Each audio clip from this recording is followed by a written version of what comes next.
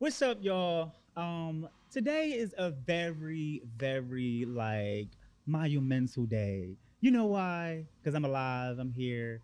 Today is the first talks with Ty. Okay, and I just feel very blessed right now. I got my main girl with me today. I have a very special guest with me here today. But before I get to him, I just really want to be thankful in the moment right now, because I feel like when you are watching certain things, a lot of people don't know the ins and outs of projects and when you're creating things. So, you know, whoever tunes in, watches this, and listens to this, I just really want to thank you. I really want to thank you because as thankful as I feel, I definitely just want to make sure I'm passing that type of feeling along because it's a lot of things to be thankful for, and I'm just thankful for being in this moment. But let's get to the exciting part, okay? Here with me today, I have the Reggie Lochard in the building. Please give a warm welcome to the Reggie Lochard. How are you feeling, Reggie? How are you? The Reggie Lochard. The I'm Reggie. feeling great. I'm feeling great. Thank you so much for Mm. having me. Reggie. So I just feel good right now. How are you feeling? Like, how you feel to be in Philly? Because you took a 2 hour drive. Can we just?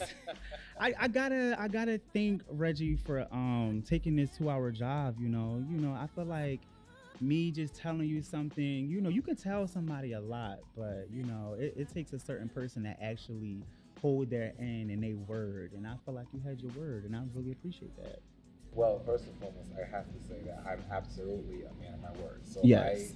I mean, when I agreed to come on, mhm. I was sincere about that. Yeah. So when you asked me and I said yes, that was just what it was.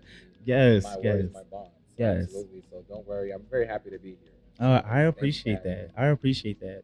Well, let's get into it though, Reggie. So I know you do a lot of things. You know what I'm saying? I know A you, little, even before the whole filmmaking, you do a lot of sports. Like it's just a lot of things that I feel like you do. But the reason that I have you here today is your latest project, A for Alpha.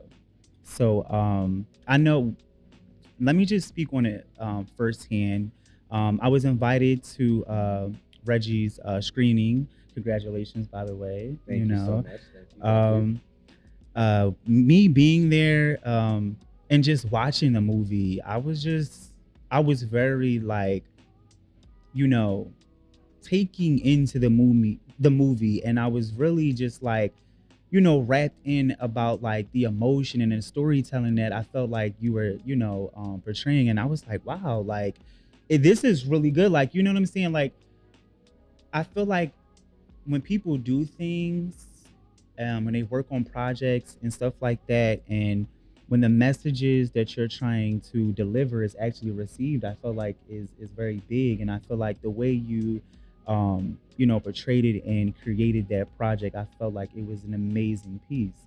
Let me just say that. So, what I really want to get to is what led you into that direction in that storytelling, because me watching it, I'm like, okay, this is not just another black movie. This is a black movie with meaning and purpose. Like you were challenging the masculinity. Like you were challenging, the alpha man and putting him into the place of not being the alpha. You know what I mean? A lot of men are used to being that macho. Oh, I gotta take care of everything. Even if they got kids, I gotta make sure I gotta take care of my kids. All this, you know what I'm saying? It's Right. different macho things, but what made you want to go that route in storytelling and wanting to challenge that masculinity? Well, first and foremost, I was so happy to have you at the screening. Oh, okay. I'm glad that you enjoyed yourself. And listen, I think anytime um, an audience member can walk away with the messaging of a project, you did your job. Yeah. You know what I mean? As a filmmaker, you really did your job. What inspired A for Alpha was I was actually working on another project at the time, Okay. and I went to a high school friend's house. He Okay. had just recently been married, and they had just bought a house, Mhm. beautiful home. And so just me and a couple of guys were downstairs in the basement. We were just watching TV on his big, like 70-inch flat screen down there that he has, his man cave. Mhm. So his wife comes downstairs and she very politely asked him, "Hey babe, like, can you kind of like throw my delicates into the washer?" Right. And he was immediately taken aback by the question. Right. He was like almost offended. Yeah.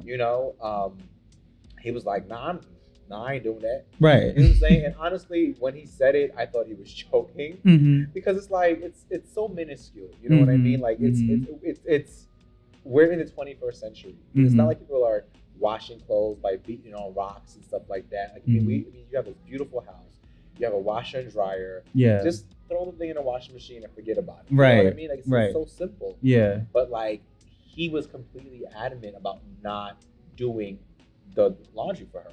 Wow. And again, I don't know if he was joking or serious, but all I know is that for the entire time that we were all there, he did not put her stuff in the laundry. Wow. And I remember thinking, like, when I left there, that like, how ingrained, the gender norms. Yeah, that's very true. Is into our society, into the fabric of who we are. From ever since we're young, we have mothers teaching young boys, this is what boys do, this is what girls do. Kind of like creating the separations and the divide. And I mean, it's really, come on, it's not it's the 21st century. Washing clothes should not be, just a woman's thing. Yeah, exactly. Yeah. You know what I mean? So it was shocking to me. It was pretty shocking to me. And I was like, wow, like, he just did it. Like, this is your wife. This is the future mother of your child. You can't even like just throw her delicates into the washer. Yeah. So it really made me want to examine the gender norms in today's society, the stereotypes, the toxic masculinity. Wow. And that's really what birthed A for Alpha. Wow. No, I mean, I definitely can just like testify for just always seeing those just very just same old gender just norms. And I feel like, being raised in the city of Philadelphia, it's a very aggressive city. I mean, you from New York? I'm from New York. Okay, I'm about to say, so New York ain't too far off from the aggressive. Listen, you know what I mean? Very aggressive. So and what I mean by that is just from the city being so aggressive, they create, their own stereotypes with a lot of things. And it's like, as soon as you're not the common stereotype, you're just outed, and you can be outed for different things, or you're to this and you're to that. And, you know what I mean? And it's really, it's sad because the person that don't really follow the gender norms are the more secure one. They're the more person who's being real with their self, and that's the problem with society. And it's not until people get They're not older following their dynamics of what exactly have laid out for you. Yeah. And that's really, not to cut you off, no, but that's really what A for Alpha is about. I mean, look, I'm not trying to solve the world's problem here. Right. I just really wanted to challenge the traditional old school thoughts of, life. Because look, I know every relationship is different, but basically I wanted this film to serve as a conversation starter. Okay, as it should, because I feel like we need more, work of art like this. We need more movies like this. We need more conversations like this, because I feel like the more we have, the more change that can come and that can happen. Right. And it's not going to happen if, no one makes the first step. Like, I feel like so many people have so many ideas and so many things that they always talk about they want to do, but who's really actually doing it? You know what I mean? So, let's just give them one time for Reggie, okay, for making the first step and doing that. Thank you. But what I wanted to go back to was, so I know you have like you have different things that you were great at, like sports and other things, but how did you come into the whole filmmaking, producing, and things of that nature? That's a great question. Um, so I never saw myself as a producer or a writer or anything like that. I've Mm-hmm. always loved film. I've Mm-hmm. loved film since I was a kid, since I was like 13 years old. Yeah. And when I first started out in the business, I started off as a model, Okay. and through modeling, I landed my first acting gig. Okay. And it was a very very small role on a show that's now canceled called The Beautiful Life. Okay. Um, Shout out. and I I thought I was gonna be a star, like literally like the next Michael B. Jordan, As you should. But As you should. I quickly found out. Now, keep in mind, this is back in 2009. It's not, the industry is was not where it is today. Where you have the Lena Waithe, the Issa Raes. It really wasn't what it was today. Right. Where it's more welcoming to diversity, inclusion, equality, and things like that. So it was tough. It was really tough. Like, the fact of the matter is, I didn't really have much formal training, so that actually probably added to why it was so tough. Okay. But like, I quickly got an agent at the time, and she would send me out on just things that I had no interest in at all. Yeah. Like I just said, I saw myself as the next Michael B. Jordan, and like she was sending me out on infomercials and stuff like that. Yeah. And how many reenactment shows can you really do? Like, ID, Celebrity Ghost Stories. How many of those can you really do? So I remember having a meeting with her and saying, hey, like I would like to go for bigger roles. Like, like at the time, Gossip Girl was filming in New York. There's always Law and Order SVU. There's Blue Bloods. I believe a couple pretty prominent shows were still filming in New York City at the time. Yeah. And at any given moment, they were having breakdowns for roles with that I felt like I can fit in. Yeah. And I'm not saying I would have gotten the job, but give me the chance. Give you the chance. Submit me for the audition, and if I get it, great. If I don't, whatever. Right. But like, give me the chance. And she just would not do it. So like, that's kind of like, why is she not? Do y'all not like have control over like? No, not really. I mean, like your agent or your manager, your reps will really just submit you for what. Oh, see, you can submit yourself, like that. I don't but like you're not gonna get the big stuff. They find out about the big stuff. So I mean, I feel like in that industry, career path, everybody thinks the the lights, the cameras, you know what I mean? It always seems like, oh, you're chasing your dreams, and it's so much, ends that you don't really know about, you know what I mean, until you actually are experiencing it. And again, like I definitely want to just give you ups on just going for it, because a lot of people, they when they get up in those doors around those environments, it can be a little overwhelming or just like misleading with a lot of things. But I just feel like it's always like, not really knowing, should you stay there, you know what I mean, like you going on that path, like of being or aspiring to be an actor and stuff like that, like you get so many like not sure emotions, and you get the no's, the yeses, like what keeps you still in that environment to so when I got to the point where I was tired of the constant, like, boring infomercial auditions, same ID reenactment shows, I was just like, you know what, I'm gonna do my own stuff. But of course, people keep saying to you, create your own work. But it's like, it's not that easy. Like, you don't have a camera, you don't have equipment, you barely know people. It's tough. It is, yeah. So I decided to go to NYU. Okay. Their Tisch program. At the time they had a fast track screenwriting program. So in undergrad, I went to North Carolina Central University. In undergrad, one of my degrees is in English literature. So reading and writing has always been like a forte for me. Okay.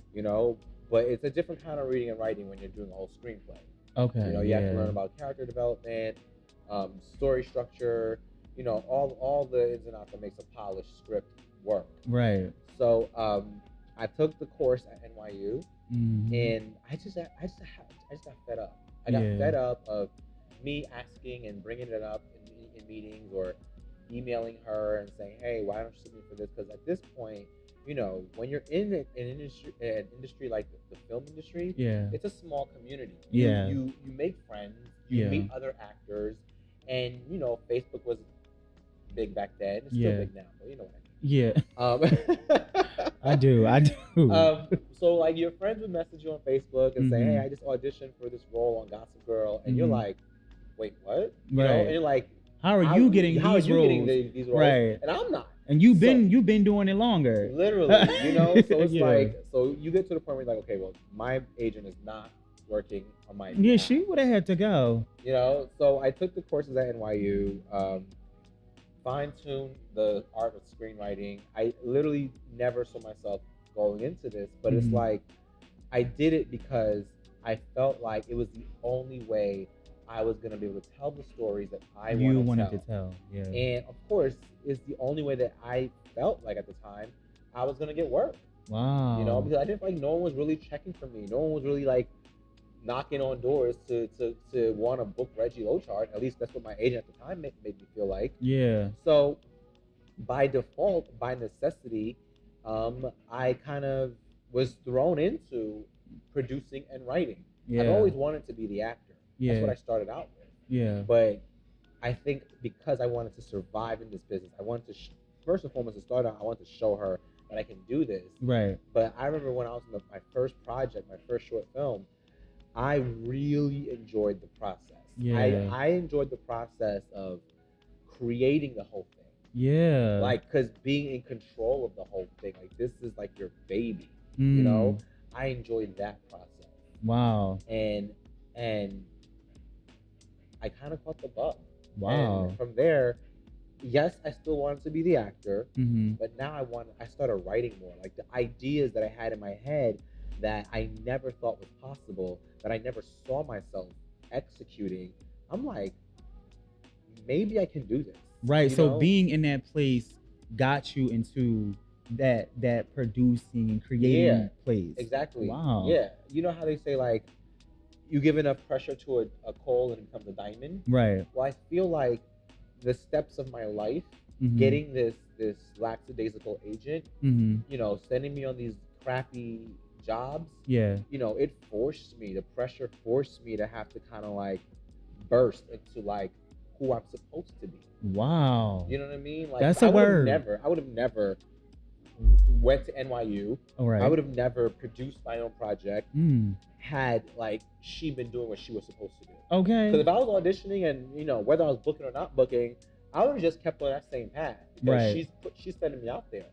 You know? She was sending you out there, but she wasn't sending you the stuff that you felt like, you know, that resonated with you. Like, what made you, like, I know you probably let her go, I'm sure, at a certain time. But what made you stay with her for the period that you did when she wasn't really giving you that, you know? Because it's hard to get reps out here. Oh. As a black person in this business, it's so tough to get representation. Okay. So I had one. So yeah, and I was you was just like, you was gonna make it work. I was gonna, she'll get it eventually. She'll get it eventually, right? I honestly thought after I did my first short, things were gonna change. Right. Like she was like, "Oh, Reg, you can do this." Yeah. Like, you know what I mean? Like, I was really hoping for that, and of course it didn't. So, like you said, eventually I did have to end up letting her go. See, my thing with people it's like, are they doing it? Do they see the same passion and drive, you know, that you would want them to see, and not just doing this for a job? That's the thing. No one's going to care more about your career than you are. Understand, even though you have representation, even though you have a team, this is your career. Right. And that's something I had to learn. Even with an agent, you know, like, yeah, they're gonna like send you out to things, but you still gotta do a lot of the footwork yourself. Right. You still have to put in work. There's no such thing as you just laying in bed and you just wait for that phone to ring or the email chime to come in like, hey, like, no, you got to put in the work. You still got to network. You know, if you're a writer, you still got to write these scripts. You can't wait for Warner Brothers to call you and say, hey, like, we have this dope idea for this sci-fi film. Let's hire Reggie Lochard to write it. Mm-hmm. I mean, that those calls may come, Mm-hmm. but it comes when you're later in your career, when you're like already established, like a Christopher Nolan, like Yeah. you know, Ron Howard, Spike Lee. Yeah. It comes at those stages, like Yeah. okay, we want him to do this. Yeah. But like, if you want to get there, you gotta hustle. You gotta hustle, and if you want it, you'll make it happen. Yeah. Because even with representation, even with an agent, with the lawyer, with the manager, publicist, you still have to give them something to have to push for you.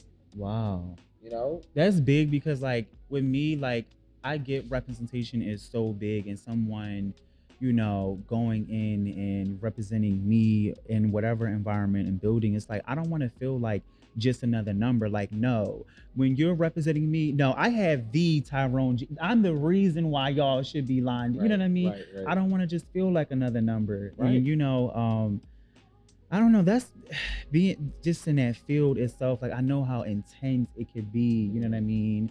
Just from like people that I've known, and you know, conversations like this. It's just, I don't know. I just know it's a very intense, you know, place. So look, I don't want to scare your viewers into thinking right. about the film industry. Right. Think of the film industry like you would any industry, any career. Yeah. If you're gonna be a doctor, Yeah. you're going to medical school for 6+ years. Intense studying. You know what I'm saying? Right. You're doing at least a minimum 3 residency rotation. Right. You know what I'm saying? Yeah. If you're gonna become a lawyer, Mhm. you're not only going to undergrad, Mhm. but you're taking your LSAT. Yeah. You know what I'm saying? And then you're going to 3 years of law school. Yeah. And then you gotta pass the bar. You know what I'm Yeah. saying? So it's none of it is ever gonna be easy in any field that you're in. I guess. You know what I'm Yeah. saying? So Yeah. it's That's not true. just film, but like I think because people look at the film industry and acting as like entertainment, Yeah. or like, you know, like I guess not as serious, Yeah. but it's still a very serious business. Yeah. You know, like the business, it can be very lucrative for you if you Yeah. do it the right way. Okay. So you have to take it seriously. You can't just be like, I've met a lot of people, actors and you know whatever, like, and they're just I can't wait to be famous. Yeah. And if your goal being in this business is to be famous, that's okay. That's okay too. Right. But understand, fame is fleeting. Right. You know, you had that 15 minutes of fame, whatever like that, and that's cool. You like you're popping, and then you're gone. And then Right. like they're literally on to the next hot person in that moment. Mm-hmm. But what you want is you want longevity. Yes. You know what I'm saying? And how do you get longevity? You put in the work. Mm. You put in the hours. You sacrifice. Yeah. You know what I'm saying? So, yes, I was thrusted into becoming a producer Mhm. and a writer by necessity because I felt like I wasn't getting the work that I felt like I was worthy of. Yes. You know, so Mhm. I said, I'm going to create the work. Mm. And in doing that, the first experience I had doing my first short, I fell in love with the whole process. So it was You know, destined. It felt like it was a yeah, natural, like organic I was place for supposed you. to be here. You know what Yeah. I mean? And although yes, it's still crazy, and every time I embark on a new project, it's Yeah. always nerve-wracking, and it's like, oh my God, here we go all over again. Right. But there's something inside of me. It's that really- hunger. It's like Yeah, how you know what bad I'm do you saying? want it? Right, How you know bad what do I'm you saying? really So- want it? Yeah. So yeah, like I mean, like that's how I look at it. That's how I look at it. Okay. Well, look, I respect the hunger. Okay. I respect it. Okay. If there's anybody who respects it, it's me. Yeah. But what could you say is one of the most things you've learned in that beginning stages, you know, from you starting out in your film, you know, producing career? Like, what do you feel like is one of the most things you learned thus far, you know, in this process? I know is that a big, I know it's kind of like it's because I'm sure it's many things that you It's learned. so So much. that's what It's I mean. much. So But okay. I'm gonna answer it. Right. I'm Okay. gonna Just give us I'm one of gonna them things answer it. where it I hit would- you on the spot. And you I was would like, say make your list, check it 5 times, but at the same time, be flexible and know that whatever you prepared for it, it may go out the window.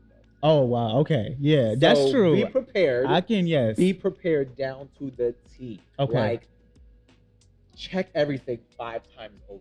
Wow. At Okay. the same time, be flexible enough to just be like, go with the flow with whatever happens on that day.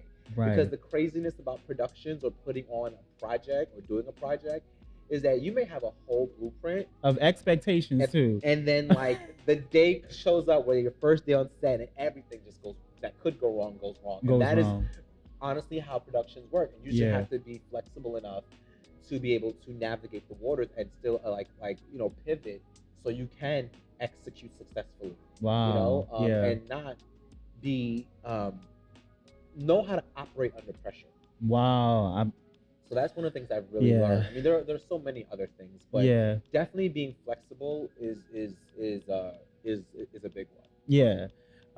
Did you have like any inspirations or mentors that helped you along that way? Because I know, like, starting out, people doing projects alone, a lot of times they don't have too many people around them. A lot of times it's just them trying to make the dream happen on their own. A lot of times it's just me and a Sabria behind. You know what I mean? A lot of times it's just that one person that's in your corner. Everything that anyone does, it starts from some sort of inspiration. Yeah. Someone had to inspire you, whether it's your mom, your dad, your uncle, your aunt, or maybe someone who you saw doing it. For me, my inspiration was my favorite film of all time is The Matrix.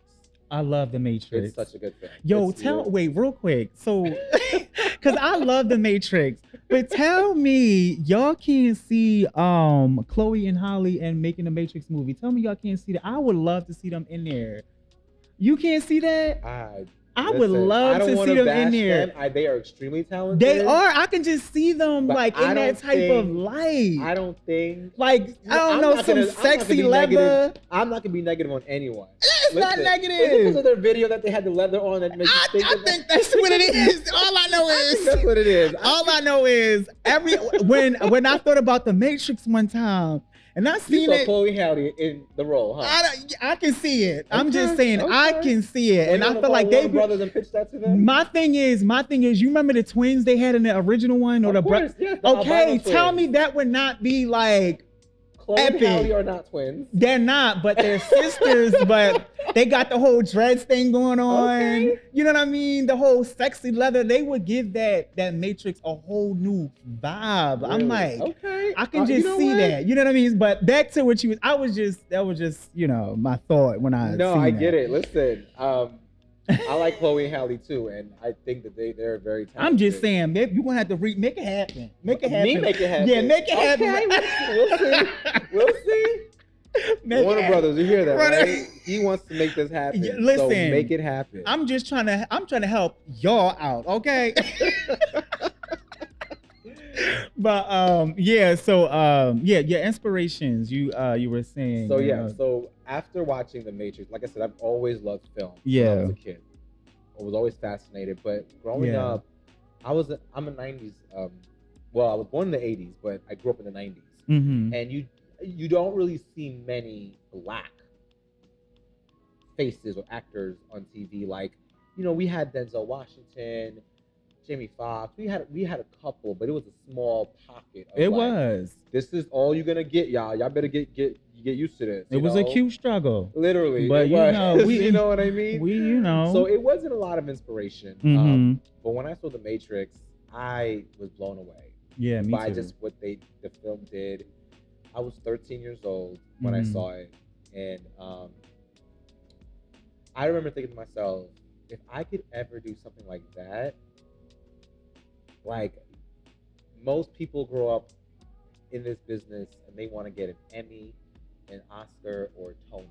Yeah. Well, I was like, no, I don't want any of that stuff. Right. I want to be able to do a film like that. Right. Like, that is like, would make my career. You know what I'm saying? Yeah. Like, that's how much that film impacted me. Wow. I've literally seen The Matrix at least 100 times. Wow. I love it so much. And like, that was really my inspiration. Like, but of course, like, it wasn't until years later that I found myself that I can physically do it, because like, I was just a kid from Brooklyn, New York, and I was just like, there was nobody around me like doing anything like this. You know, like, I thought to be in this business, you had to be the son of someone already in the business, or like know someone who's already in the business. I didn't think a young kid like me from Brooklyn, could actually be doing this right now. Yeah. You know, it wasn't my reality. Like, wow. So maybe that's why it took me so long to get into the business, because I didn't think I can do it. But Yeah. like, well, that's a place I feel like maybe a lot of people are in. So like, you know, I would like ask, well, how did, like, what made you believe in yourself that you could do it though? Like, because I know it's so easy to, you know, give up on things or know that things are not attainable and achievable, but knowing that, well, not knowing but still trying is my thing. And, you know, not knowing that but still trying. you know what it is? Like it was a lot of things. So after undergrad, I was supposed to go to law school. And my dad is Haitian, so he's like extremely strict. Like in the Haitian culture, it's like you're either a doctor, you're a lawyer, you're an engineer, or you're a nurse, or you're like, that's literally it, or you're an accountant or something like that. Yeah. They only see profession. Yes. I remember when I asked my dad to go to LA, and you know I was starting to pursue this, he was totally against it. He was like, why? Like, I just paid all this money for you to take your LSATs, and you just got to St. John's University law program. Like what do you like? Don't be stupid. Right. You know what I mean? And my mother, my mom and my grandma, God rest her soul, my grandmother spoke to my dad and kind of like said, let him try. Yeah. You know what I mean? Like, just let him try. Yeah. So my dad reluctantly let me go to LA, paid for my flight and everything. Aww. And actually, he didn't. My sister did. I take that back. My sister paid for my flight. Okay. Come on, sister support. And like, I immediately fell in love with LA. I fell in love with the industry. But of course, at that moment, nothing happened. Mm-hmm. But like, I just didn't want to have to go back to him and prove him right. Yeah. You know what I'm saying? Show him that I'm a failure and I didn't make it work. Yeah. So a part of it was that. Okay. A part of it was I didn't want to give up on myself. Okay. And another part of it was the more I did it, the more I tried, the more even though my first short film that I did on my own didn't really do anything, didn't go anywhere. But I said, as I said earlier, it felt good. It felt good to do it. It felt good doing it. It felt like this is what I should be doing. You know what I'm saying? So like, it was like a voice in the back of my head that I just could not ignore. And then as I did it, it got louder and louder and louder until I just had to like be like, you know what? We have to like go full force. So it was a combination of things that, even though representation matters, which is why it's so important to have diversity and inclusion in this business. Yes. Because for young boys and girls like who were me years ago, because I didn't see anyone like myself doing this, that's why I think it took me so long, and also why my parents didn't believe that I could actually do it, because my parents, who are not from the States, you know, my dad's Haitian, so it's like for him, he, as a parent, he wants his children to succeed at life, and without any certainties in this business, and without seeing many people of our shade here, it's like he doesn't want his child going into an industry that's doomed for failure. Yeah. You know, so that's why representation is so important. You know, when you watch a TV show or you watch a film and you see that black man, that black woman in that lead role, or when you see them winning the Oscar, or when you see them winning the Emmy or the Golden Globe, it means something. Yes. It like that, doing that ricochets far beyond just that individual. Yes. You know what I mean? With the work that I'm doing with A for Alpha, my future works, the stuff that I'm going to be putting out in the upcoming years, there are going to be boys and girls that are 5, 6, 7, 8, 9, 10, 15, who's going to see what I did, and they're going to say, yo, if Reggie can do it, I can do it. You really, and that's how it is. Yeah. You know what I mean? Because, I mean, our Caucasian counterparts, I mean, we see Tom Cruise and Matt Damon's and Ben Affleck's and Arnold Schwarzenegger's all across the silver screen. Right. You know, so when little Johnny wakes up and he's like, I'm going to be a director. Right. It's like, duh, it's right there. You can do it. You can do it. Right. You know what I'm saying? But when I say it, it's like, well, damn, how many successful black directors do we know? Spike Lee, but beyond him at the time, how many other was mainstream? Right. And that's not to say we didn't have others, because we did. Right. But again, hear what I just said. How many of them were mainstream? Right. You know, was the media put it out in front of us for young kids to see. Right. There wasn't many. So because if it's not really mainstream, not to say that it takes any, purpose or work or anything away from it, Right, but it if it's not doesn't. mainstream, how can we the see it? How visibility can we? is not Yeah, there. The right. visibility, and that's and exactly. visibility is so important. Yeah. So important. So it's Yeah. like, for me, that The Matrix, watching The Matrix was my inspiration. It was my spark. Yes. And that's what did it for me. And as far as a mentor, early on in my career, no, I did not have a mentor. Okay. But I'm happy to say I do have people around me today who believe in me, who support me, who they see Reggie Lochard making it. Yes. So I still don't have a mentor, but I have a team of people around me who believe in me, that if I have a question or if I don't know something, they're gonna help me figure it out. I know that's right. But I do believe having a mentor is important. Yes. And if you can find one, it's crucial. It is. But especially in your field of work, because I try to mentor young boys and girls. I try to give advice when I can, where I can. I do speaking engagements, because if I can even leave anyone with one little nugget, to help them avoid any of the mistakes that I made coming up in this business, it will save them years off of the learning curve. If I knew just a little bit of what I know now, 10 years ago, I probably would have been doing A for Alpha sooner. It's honestly crazy, because I feel like anytime you're doing anything creative, it's so many difficult patches, which is relating to the next question I'm gonna ask. But it's just crazy, because it's like making the mistakes, I know, is good because you learn from them. Right. You know what not to do now. You know what I mean? And it's like, having a mentor. I mean, we all want it, but would it be that same? Would it have that same feeling? So I get where you're coming from. Right. Like the man that I am today, sitting in front of you, I am who I am today because of my mistakes. I've learned so much through my mistakes. But I also don't believe that. I mean, the reason why we pass on knowledge, we pass on information to the next generation, is so they don't make those mistakes. That's why you have school. That's why you teach history. And what I'm saying is, everything you're saying is very correct. I'm saying will you still appreciate I'm saying much? That, and it's like, I think sometimes the people who go through things, I think you're meant to go through them in order to learn them, in order to teach others. Absolutely. Because although I wish I had somebody I can look up and, call and do this, but I feel like God is just like, you know what?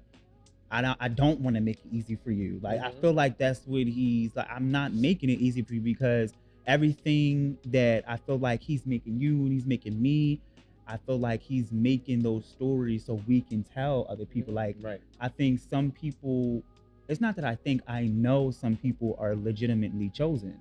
So, but what I was about to ask is, did you have any, which I'm sure there was some patches, but were there any difficult moments in making A for Alpha? Absolutely. A for Alpha actually almost never happened. Ooh, really?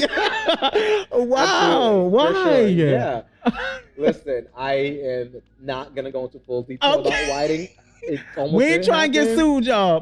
But just know, A for Alpha was supposed to shoot in October 2019. Okay. It didn't shoot until end of February, early March 2020. Okay. Literally, we wrapped up principal photography a week before the mandatory shutdown for the pandemic. We had like a 4.5 month gap in between when we were supposed to shoot it and when we actually shot it. So I say that to say, yes, we had difficulty, but a dream deferred is not a dream denied. I know. That was a word. It's a word. What could you say was one of your favorite moments, or a part that you can say you enjoy most when making the film? Like, what was one of your favorite moments? Rather being with your team, maybe like Honestly, at the time, it was my probably the biggest nightmare of my life Mhm. when the film fell apart the first time. Mm-hmm. But looking back at it now, it's my favorite moment Yeah. because I learned so much from it, Yeah. and I'm a completely different producer and a Mhm. filmmaker because of it. Wow. And I in the moment, like as I'm getting ready to work on my next project, Mm-hmm. a lot of the hiccups and mistakes that I had going into A for Alpha, I will never make again in my life. Wow. And it's not saying I'm not like a nice person, but I'm more assertive now. Yeah. I'm very concise and I'm very clear in what I say in my communications. Mm-hmm. And it's when I hire someone to work on my team, to be a part of my team. Yes. It's not enough to just be talented. It's not enough to just be, is he or she good at what they do? Yes. Is he or she's personality? Wow. Is he or she's character Yes. going to blend with me? Yeah, I know that's right. I don't care how good you are. You want the chemistry to right, speak. Yeah. I don't care how good you are, because if you're going to talk back or roll your eyes or be like, think you're too good for every little thing that I ask you to do or we're trying to do together, or if you're coming off of multi-million-dollar productions and you're coming to a mid-level type production and you're like, oh, this is not then I don't need that energy. Yeah, it's not gonna work. Right? Yeah. So yeah, I learned a lot. So that's what was one time my nightmare has now become my biggest lesson, and probably something that I look back on I had to have happened. Oh wow. Yeah. That's crazy. I mean, look at the film success now. Okay. We're screening in Cannes, in the south of France. Explain to the people what is Cannes, just in case people don't know. It is probably one of the most prestigious and largest film festivals in the world. Period. It is Black man. Yeah. It's in the south of France. It's in Cannes, France. It's a walking city. Wow. Like literally everything you just like walk to. And every, I guess, A-lister in Hollywood, and not just Hollywood, but across the world that does solid film. Wow. It will have their film screened there. And again, for A for Alpha to be screening there this year, keep in mind last year, because of the pandemic, there was no Cannes Film Festival. They canceled it, as they canceled a lot of things because of the pandemic. Okay. This is the grand return. That's what they're calling it, the grand return. And our film is in it, and it's a testament to, again, a dream deferred is not a dream denied. Right. Like how does that feel? Like what was going through your head, and how was your body feeling when they said, Mr. Reggie, Lochard is in Cannes? Like, how did that make you feel? Well, they send you an email. Oh, they send you an email. Okay, well, when you read the email, so when I got the email, I was like, huh? Is this real? I was like, right. Is this like what? So of course, I immediately called my attorney. I was like, well, first I screenshotted it because the ones are retracted or whatever. Okay. I screenshotted it and I sent it to my attorney, and she lost it. And then I sent it to my director, and I sent it to my co-producer, and like this whole team was like, yo, this is actually happening. And it was for me like a we made it moment. Yes. Yeah, that makes sense. You should, yes. You know what I mean? Like we made it. Take that in. Like, you know what I mean? I mean, at this point, it's still a blessing. It's still a beautiful opportunity. But I've had weeks to relish in this moment. So I found out maybe 2 weeks ago. Oh, okay. So you've been. So I've had some time to like got a couple shots marinate, in. You know what I'm saying? Like just friends. Absorb it. Okay. Period. Look, I'm happy to hear that. Like for real. Like I feel like it's the inspiration. Just seeing. Not even just like a black man, but just someone actually believing and going at something that they believe so much in, and they believe so much in their self and their creativity, their art, that you letting it speak for you. You know what I'm saying? It's not like, you went and they watched your work. They chose your work. You know what I mean? It was selected. Yeah, okay. An official selection. Okay, chosen. Chosen. So I just feel like I definitely just want to, just give you your flowers for that, because it takes Thank you a so lot much. I to do appreciate that. it. It really does. And I feel like, just what I was saying earlier, like, people never know. They can't really see the ins and outs and what goes on. You know what I'm saying? Yeah. So And a for lot you, goes on. okay, Behind the scenes. and for you to be there and you're still going up that ladder, you're still, you know what I mean, Oh yeah. I'm still doing, climbing the ladder. you're still striving and stuff like that. So that's just, that's just goals. You know what I mean? What is one thing you would want someone to take away when watching A for Alpha? Because you got people with short attention spans, so you just never know. Even though I know it's a short film, but still, like, what if they just didn't get the message that you wanted them to receive? What is one thing you would want them to take away from A for Alpha? Well, here's the thing. Mm-hmm. This goes far beyond just A for Alpha. Right. Any project that I'm working on that Mhm. my name is attached to, Mm-hmm. I always want people to know that they're gonna get something of quality. I know that's You know what I right. mean? They're gonna get something that's captivating. Mm-hmm. Something that's gonna be thought provoking. Okay. You know what I mean? They're not just gonna watch nothing against silly slapstick type project, but they're gonna get something that's gonna make them think like, yo, like, okay. Okay. And I don't believe in force feeding people things. Yes. I believe in allowing people to judge for themselves. Mm-hmm. But as you said earlier, you saw A for Alpha, and it kind of allows you to immerse yourself into the experience. Mm-hmm. And that's what I really want people to walk away from Mm-hmm. with every single project that I work on. I know that's right. Whether I wrote the project or I'm producing it or if I'm starring in it. Listen, if I sign on to do something, Mhm. understand that you're going to get something of quality. Mhm. You're going to get something that's going to be captivating and it's Mhm. going to be thought provoking. I know That's that's right. for me. That's it. Full stop. Mhm. So I think knowing that you're doing good work, Mhm. and sometimes people don't even know what they want until you show it to them. Okay. And sometimes that's how you got to do it. Right. Because, like, a lot of people talk. Right. You know what I mean? So a lot of times you just want it to talk for itself. Right. You know what I mean? So what could you say is the most rewarding part about, A for Alpha? Oh my God. So we did our New York screening, which you attended, last month in June at the Manhattan Film Festival.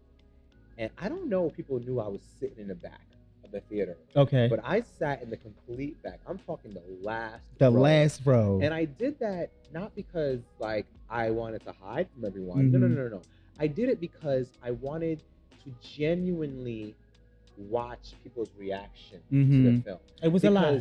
Because it's one thing for someone to text you or to Facebook message you or Instagram you Mhm. or even tweet you, yo, I saw your film, I loved it, like I good stuff, and I always appreciate those as well. Don't get me wrong. Right. But when you're literally in a packed theater, because Yes. it was packed. It was packed. It was packed that night. People were standing up. It was standing room only. Yes, it was packed. I'm so thankful that New York showed so much love. Yeah, they did. They came out. And for me to sit in the back and to genuinely see people, the reaction, whether it was laughter or it was like, oh, I know he didn't just do that. Mhm. You know what I'm saying? Or like when like Mariah Carey came on and the Yeah. whole audience literally started singing along. They singing it, yeah. Or after the credits started to roll Mhm. and you hear the hand claps. That is a feeling and an experience that you cannot buy. Wow. Being in there, being in that moment, Mhm. and knowing that you created this project, you Mhm. birthed this project. Wow. That is something that I really, even to this moment, I can't really explain how it makes me feel. It just filled me. It wasn't validation. It was confirmation. Wow. that I'm Come where on. I need to be. Yes. That was the word, Reggie. That was the word. It was not validation. It was confirmation. It was confirmation. I think that's the word for the day. It's confirmation. Okay. Confirmation. No, I definitely will. When I tell you, when I was in that moment, like I felt the energy. You know what I Right. mean? Like I was watching it. You feel, and you just know how our people are. We just when we watch this stuff, everybody just vibing off the energy. It was a really good moment, and I just know like that's something that you can't really explain, but just take in. Right. And honestly was just happy to be there. I was happy to experience the same experience, you experienced, and just being a part of like a piece of art like that, like, watching it, being there, embracing with the other people. I was just like, wow, like this is really dope. Like this is what we need more of. You know what I mean? Coming together, supporting, making art. Yes. You know what I mean? Yes, Like absolutely.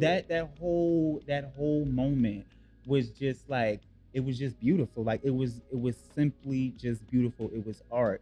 It was just like black people, laughs, love, good energy, good vibes. I'm just like, wow, like, black creators, black art. It was just everything. I was just like, wow, like this is what I need. But let me go back. Y'all know I just be talking. But if you could make a movie with a celebrity, which celebrity would it be and why? Okay, well, I'm gonna stop you right there. I actually don't look at celebrities or actors. Okay. Yeah, because I look at them as peers. Okay.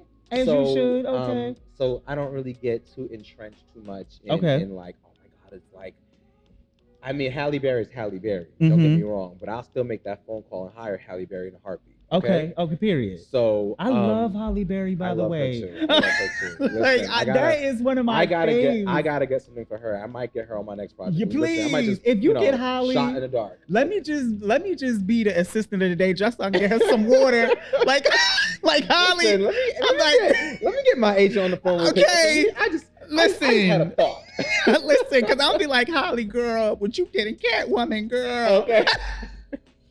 No, she's timeless. She is. Let me tell you, I love everyone. I really do.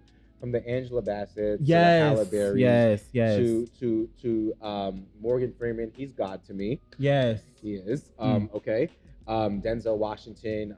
I love Will. Yes. I mean, who doesn't love Will? Big fan of Michael B. Jordan. Okay. Love the work that Yahya Abdul-Mateen is doing. Some of the newer guys in the generation, Stefan James. These are guys that I'm absolutely going to work with. Yes. Soon. Period. People like Bernard, David Jones. God, like Sanaa Lathan. Ooh, yes, that's a good one. Come on, Love and Basketball. Listen, okay. I really, really love everyone, and I think everyone will be right for something that I'm working on. Yes. You know what I mean? I can see it, Reggie. I don't really get like, oh my God, it's like a celebrity. Like, right. I don't do that, but I'm a student of the craft. Yes. And I do my research. Yes. And if I have a project or a role that I think they're right for, I have no problem reaching out to their team and reaching out to them. If I know them personally and saying, hey, would you be interested? Yes. So definitely all of them. Denzel, Will, Halle Berry, Angela Bassett, Michael B. Jordan, Stefan James. Yes. Wow. Okay, come on with it then. Like, yeah. So all of them. No, that's a very, I feel like, all of the projects that I feel like you're going to create with those, very talented people, I'm gonna just be waiting to see it. Okay. Listen, because I feel like you're from what I've seen from your, A for Alpha is just like, that for itself speaks, volumes. So, working with other creative, talented people is only great things are going to come out of it. Amen. So, Amen. I'm waiting to see it. Now that you're more further into your career, what would you tell your younger self? What would I tell my younger self? What would you tell? So much. You're right. Really, like, what would you just give your younger self some advice? Like, just relax. What would you tell your younger self? Don't ever let anyone make you feel like you're not good Wow. enough. Yeah. The only reason I'm saying wow, because that's a recent feeling that I honestly felt. Um, it's crazy how you can do so much and you can, go to school, work the jobs, be in a career, and you can really have an engagement with somebody, and they can make you feel like that. Oh yeah. Everyone out there in the world can tell you you're great, you're amazing, you're dope, you're the shit. You know what I'm saying? I don't mean to curse on your platform. It's all But right. like everyone can say that to you, but if one person makes you feel like you're not worthy, they can literally throw you. Yeah. You know, and one thing I would say to my younger self is don't ever let anyone make you feel like you're not good enough. Yes. Because you are good enough. Yes. You know, Wow. and I would tell that to anybody for whatever they want to do. You know, it can come from anything. Like it can come from your family, your friends, your significant other. Like I don't care what it is, from your professor. You know, I mean, like, so people who don't believe in you, cut that dead weight off. Yes. Because all that's gonna do is seep into your psyche and bring you down. Yes. And stifle whatever God put into you. Because when you have an idea, that idea doesn't come from just anywhere. Yes. That idea doesn't come from just anywhere. Yes. Okay? That is a message from God saying this is what you should do. He's planting a seed. Yes, come on, see. You know what I'm saying? And it's up to you to water it. It's Come up to on, you mustard. to nurture it. Yes. Now, again, people plant seeds all the time. And if you forget about it, you don't water it, then it's not gonna grow. Yes. You know what I'm saying? But when you get that idea, when you get that inception, when you get that thought, you need to act on it. And anyone who's not about that, who's trying to bring you down, like, and you know the naysayers, nah, ain't that a little too big for you? You know what I'm saying? Yeah. People always want to shoot you down until when you do it, they're like, yo, bro, I always believed in you. Yeah. Really? Yeah. I don't do that. Right, you know you gotta keep the energy circle small. Absolutely. You got to. Absolutely. For very much so reasons like that. But no, I definitely agree. When I tell you I agree to the most, like the extreme extent, because I don't know, I feel like even though I'm very protective of my circle and who I have around me, it's crazy how I can have a conversation with just someone I guess I've brung close to me and can say certain things and make me feel that, and it's just like and I guess it's my fault because I'm bringing them into my space to making them but I guess it just goes back to you being secure in who you are and knowing exactly who you are. And to knowing, it's been a journey. It's been a journey. It's been a journey. It really is. It didn't happen overnight. Okay. Look, it's everybody got their own story, their own journey. You know what I mean? Their own journey. But you gotta find joy in your journey. Though. Yes. You gotta find joy in your journey. Don't try to live someone else's journey. Yes. Don't try to walk someone else's path. Live in your journey. Find joy in your journey. Walk in your path, and know that it's good enough. Yes, come on, you gotta speak, y'all. Reggie, I think your other profession should have been a preacher. It just could have, motivational speaker. It's because my whole life, a lot of the stuff that I've been through, has been either heartbreaking or disappointing or let down or not feeling like I've ever really wanted anything. Yes. So that you take those feelings, yes, you take those emotions, and you learn from that. Yes. I've always tell people, you learn a lot more from losing than you do from winning. Exactly. You know what I'm saying? Because it's losing that helps you appreciate the win. Yeah. It's the lows that help you appreciate the highs. Not saying that you shouldn't overlook the highs. Absolutely bask in that. But when you experience the lows, it makes you work hard for the highs. Yes. When everything's just given to you all the time, you don't know, like, when stuff gets a little crazy, you're just like, whoa.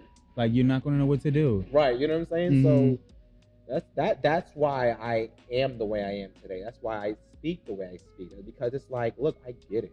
Yeah, and I'm speaking from experience, and it's very humble at the same time. Like you speak from a very grounded place at that.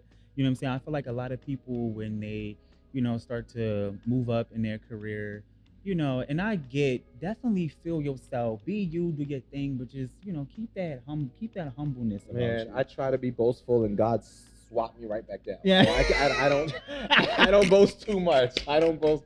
I always say, thank you, God. Thank you for the opportunity. Okay. I live in the space of gratitude. Yes. You know what I'm saying? Now, and I'm amongst my friends, I could be a little cocky or whatever. Like, who can't, right? But for the most part, every single night I say thank you, God. And every single morning when I wake up, I say thank you, God. Yes. I live for the most part, I try to be in a space of gratitude and Yes. thanks at all times. Yes. I definitely, and I feel that when I'm talking to you. Um, the next thing is what's next for for the Reggie For Lochard. the Reggie Lochard. What's next? What's Like what's on next? the agenda? What's the next big Oh thing? my goodness, the next big thing. So much.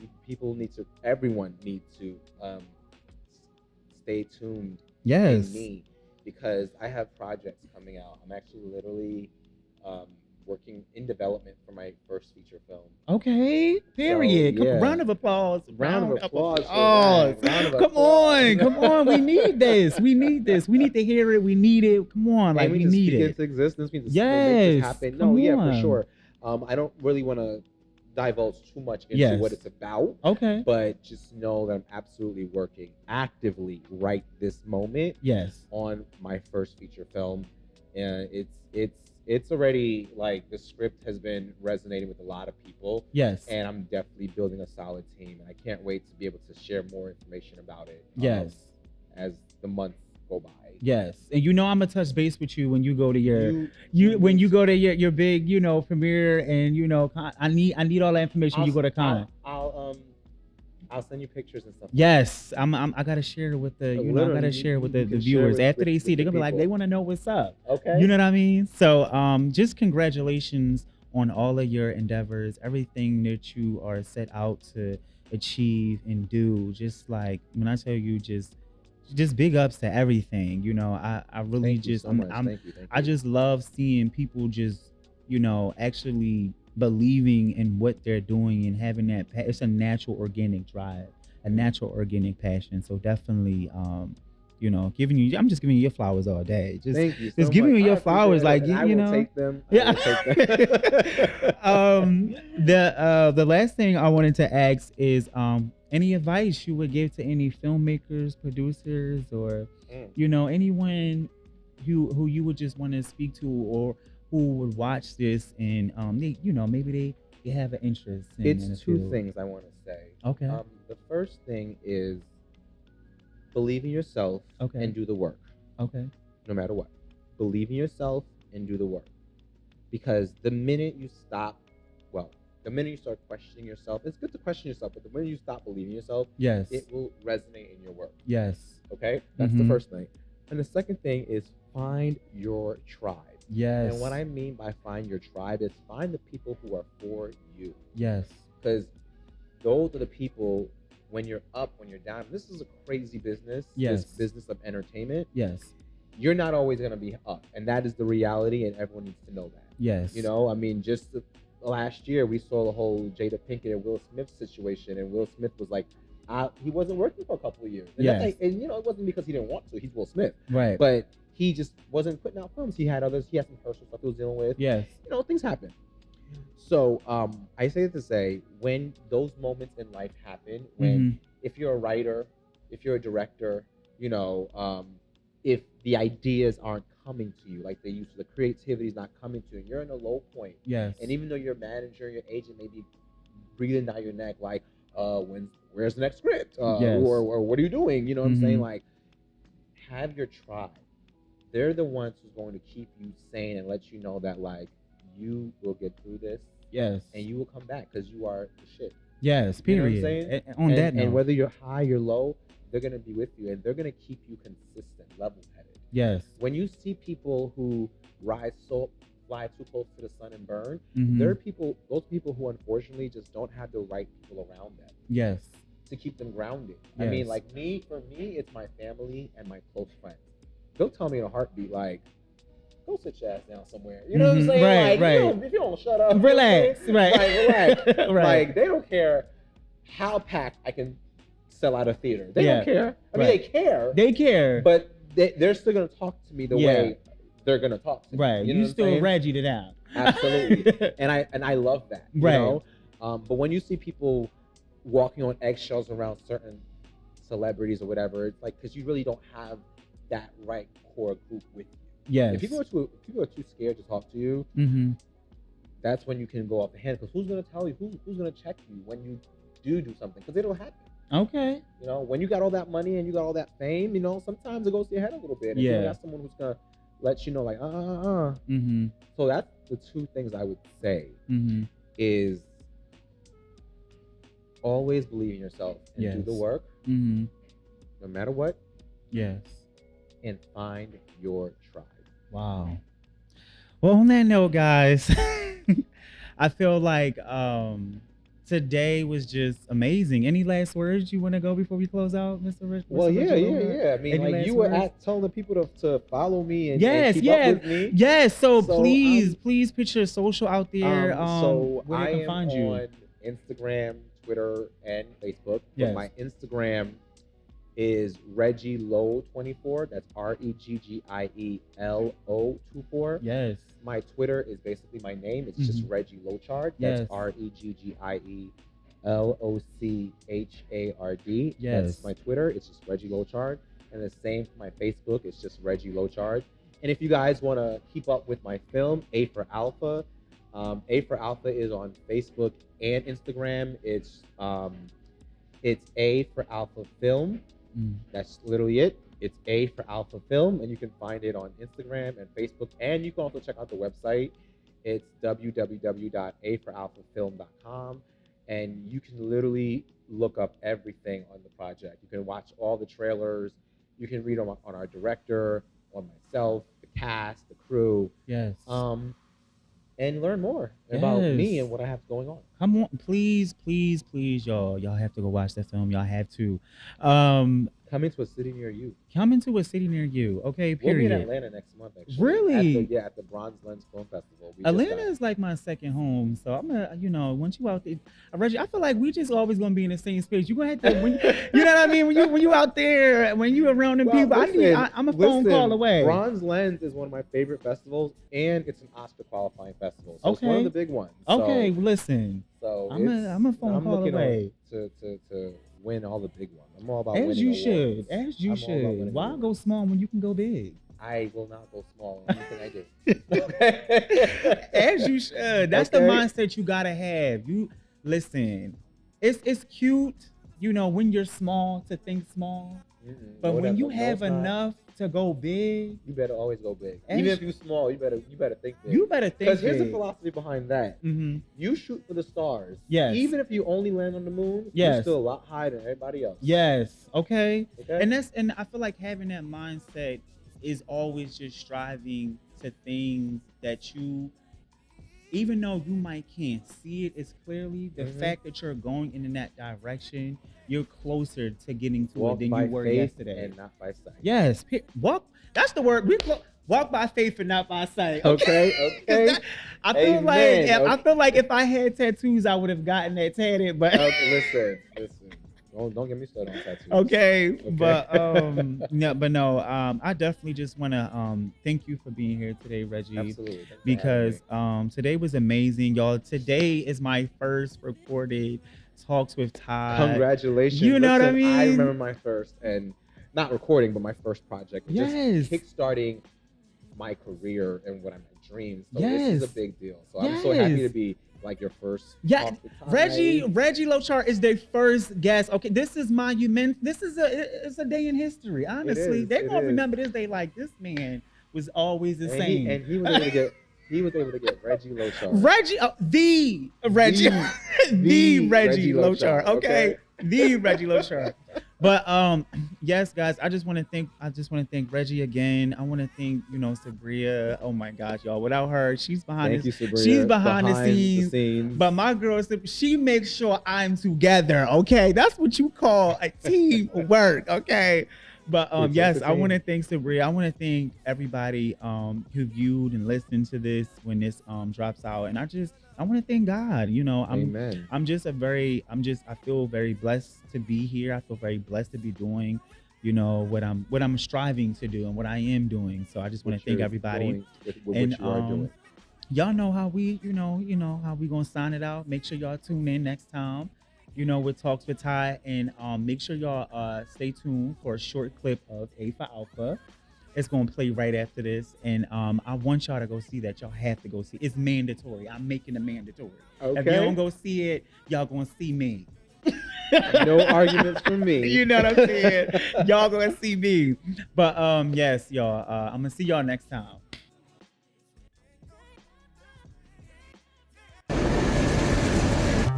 As men, we're told to work hard. Men provide. Make the money. Be the head of the household. That's what men do. Sacrifice. But what if a woman does it?